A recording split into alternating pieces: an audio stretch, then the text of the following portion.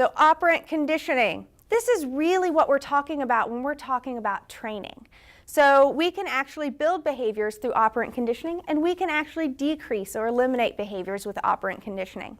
This is where it gets a little squirrely, because there's a scientist named B.F. Skinner who a long time ago actually discovered that there are 4 pieces to this that make sense.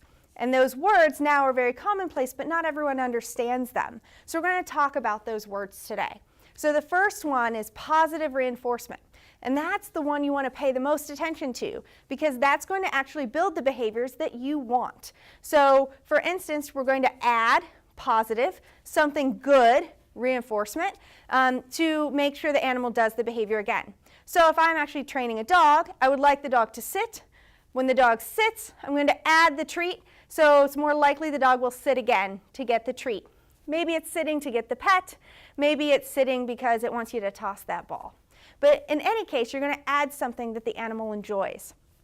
Now, the other side of that is negative reinforcement.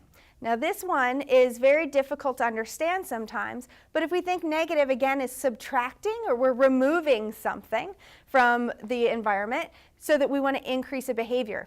The best way to explain this to humans is to think about your car. We all get in, and they have those wonderful sounds that announce that we've forgotten to buckle our seatbelt. Well, what happens is that when you buckle your seatbelt, that sound goes away. So they remove the annoying thing because they got you to do what they wanted.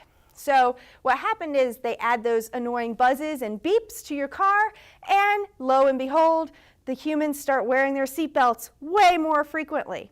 So they've negatively removed the annoying sound, reinforced making your seatbelt wearing happen more often in that scenario. So when we do this to dogs, cats, etc., it's really we have to become annoying in order to remove the annoying thing. Not the best way to handle your relationship with your animal, especially when you're trying to build behavior.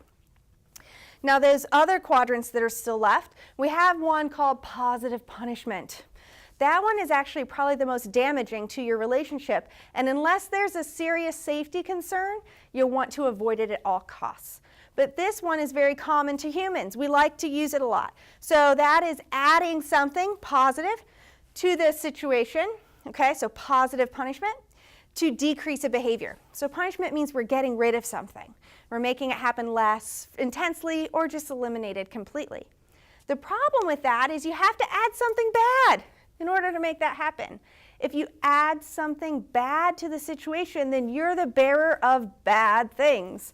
And that by association, and watch that classical conditioning tip, then you're going to be associated with the bad stuff, meaning your relationship will suffer. So make sure you're avoiding that. The last one is negative punishment. This one is kind of what I like to call the oops quadrant. When mistakes happen, we have to respond sometimes, so we may give the animal a timeout. And we think about this quite frequently with dogs. So if they jump on our guests, we may remove them from the room and remove their social opportunity. So negative, we're taking away social contact in order to decrease the jumping.